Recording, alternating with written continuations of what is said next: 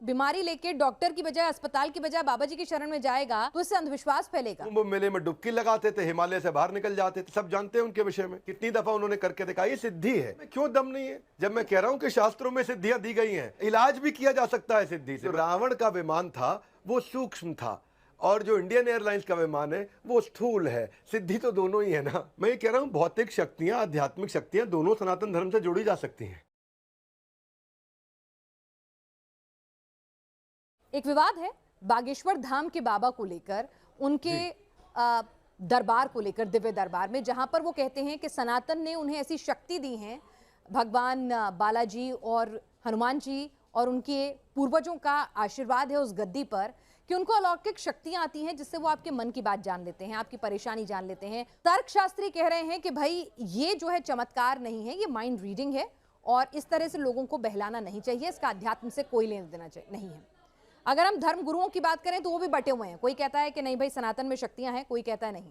Doctor Vivek Bindra क्या कहते हैं? मैं बागेश्वर बाबा धाम को ज़्यादा बहुत जानता नहीं हूँ, पर आपके प्रश्न का उत्तर ज़रूर दे सकता हूँ।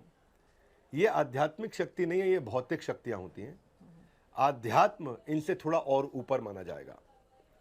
ये शक्तियाँ सिद्धियों के द्वारा प्राप्त की जा सकती हैं, और ये शक्तियाँ भी भगवान की कृपा से प्राप्त की जा सकती हैं। अभीमा, लगीमा, वशयिता, कामा वशयिता, बहुत 8 प्रकार की सिद्धियाँ होती हैं, अष्ट सिद्धि। अब वो सिद्धियाँ, अगर उसमें से कोई सिद्धि उनके पास है या नहीं है, इसकी मुझको जानकारी नहीं है। हाँ, पर यह सिद्धि के माध्यम से आप ये काफ़ी तपस्या करके भी मिलती है और भगवत कृपा से भी प्राप्त हो सकती है। मैं ये जरूर कहूँगा कि अध्यात्म इनसे बहुत ऊपर है। एक सिद्धि से आप बहुत छोटा काम कर सकते हैं, पर आध्यात्मिक जीवन में आप जब प्रवेश कर जाते हैं तो उसके बाद फिर व्यक्ति को चमत्कार दिखाने की कोई आवश्यकता नहीं पड़ती है। उसका भगवान के साथ भगवत प्रेम हो जाता है, और भगवत प्रेम जो है, जो आध्यात्म है, एक आत्मा और परमात्मा के बीच का जो रिश्ता एस्टैब्लिश होना, वो इनसे थोड़ा और ऊपर की बात है। डॉक्टर बिंद्रा, जो रैशनलिस्ट हैं वो ये कह रहे हैं कि जो शक्तियां, जिनको आपने कहा कि जो भौतिक शक्तियां हैं ये होती हैं, क्या ये भौतिक शक्तियां जो हैं वो मन की बात जान लेती हैं, लेकिन क्या मेरा इलाज भी कर सकती हैं? क्योंकि ऐसे दावे किए जाते हैं कि आपकी बीमारी का इलाज जिसमें छिपा है, आपकी परेशानी का इलाज जिसमें छिपा है, क्योंकि मन की बात तो माइंड रीडर भी जान लेते हैं। वो कहते हैं मन की बात अगर जान रहे हैं तो एक कला है, ये आर्ट है, एक माइंड रीडर के पास भी है, जो जगह जगह जाके शो करते हैं, बड़े पॉपुलर, इंटरनेशनली भी कई माइंड रीडर्स होते हैं। तो कह रहे हैं कि इसे सनातन से मत जोड़िए, इसे आर्ट कहिए, कला कहिए, क्योंकि आप किसी की बीमारी का ठीक करने का दावा मत कीजिए। नहीं, मैं इसको थोड़ा अलग तरीके से देखना चाहूँगा। आप कह रहे हैं सनातन से मत जोड़िए या सनातन धर्म से मत जोड़िए। मैं ये कह रहा हूँ भौतिक शक्तियाँ, आध्यात्मिक शक्तियाँ दोनों सनातन धर्म से जोड़ी जा सकती हैं। सनातन धर्म से दोनों को जोड़ा जा सकता है। वो कह रहे हैं इसको मत जोड़िए, उसको जोड़िए, उसको मत जोड़िए। सनातन धर्म सभी को जोड़ रहा है अपने साथ में। जो हमारे शास्त्र हैं वो परिपूर्ण है, वो संपूर्ण है। उसमें ये बाबा जी भी आ रहे हैं और दूसरे बाबा जी भी आ रहे हैं, एक आम इंसान भी आ रहा है। भगवत गीता पढ़ता है जो व्यक्ति, जो वेद पुराण पढ़ सकता है, तो उसका भौतिक और आध्यात्मिक दोनों जीवन अच्छे हो जाते हैं। अब ये बाबा जी जो कर रहे हैं, ये इनके पास जो सिद्धि है, वो सिद्धि अधिकतम भी सिद्धि होगी तो भी भौतिक ही मानी जाएगी। वो उन 14 भौतिक लोकों की सिद्धि है। अतल, वितल, सुतल, तलातल, रसातल, महातल, पाताल, ये नीचे के लोक हैं। स्वर्ग लोक, जन लोक, महर लोक, यज्ञ लोक, तप लोक, ब्रह्मा का लोक, ये सबसे ऊंचा लोक है। 14 भौतिक लोकों में जितनी सिद्धियां हैं वो भौतिक सिद्धि है, वो आध्यात्मिक नहीं है। ये तो मैं बता दूं। लेकिन भौतिक को भी आप सनातन से जोड़ सकते हैं और आध्यात्मिक को भी जोड़ सकते हैं। ठीक है, दोनों सिद्धियां मैंने माना, आपने कहा क्यों नहीं कर सकते?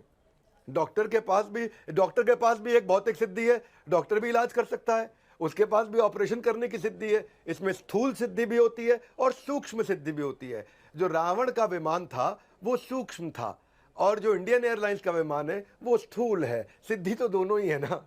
यानी आप कह रहे हैं कि चमत्कारिक सिद्धियां जो हैं हमारे बाबाओं के पास, और एक सटल है।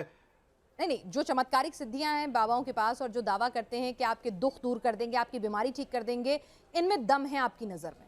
क्योंकि कई लोग कह रहे हैं इससे अंधविश्वास फैला रहे हैं। बिल्कुल दम है, क्यों दम नहीं है? जब मैं कह रहा हूं कि शास्त्रों में सिद्धियां दी गई हैं, इलाज भी किया जा सकता है सिद्धि से। मैं तो ये कह रहा हूं, आप बाबा नीम करौरी के बारे में जानते हैं ना?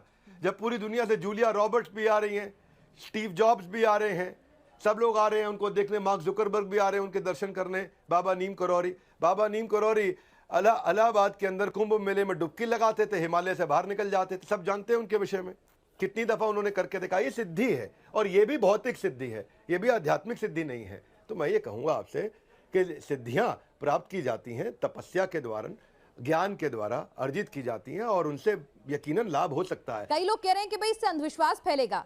अगर कोई आदमी अपना बीमारी लेके डॉक्टर की बजाय, अस्पताल की बजाय बाबा जी की शरण में जाएगा तो इससे अंधविश्वास फैलेगा। क्या उन्होंने कभी कहा है कि डॉक्टर के पास मत जाओ, मेरे पास आओ? नहीं, लेकिन अगर एक बाबा जी अपने दरबार में ही बीमारी ठीक कर देंगे तो एक गरीब आदमी अस्पताल की बजाय वहां जाना नहीं पसंद करेगा। नहीं, देखिए, मैं इसमें कोई गुंजाइश नहीं छोड़ूंगा कि मैं शास्त्रों में विश्वास रखता हूं और शास्त्रों में इस प्रकार की आयुर्वेद की, और आयुर्वेद से और पीछे जाते हैं, जैसे कि मैंने बताया अहिमा, लगीमा, वशयिता, कामा वशयिता, 8 प्रकार की सिद्धियां होती हैं। अगर ये बाबा जी के पास सिद्धि है और ये लोगों से पैसा लिए बिना उनका इलाज कर रहे हैं, उनकी मदद कर रहे हैं, उनकी सेवा कर रहे हैं, तो मैं इसको कुछ गलत नहीं मानता।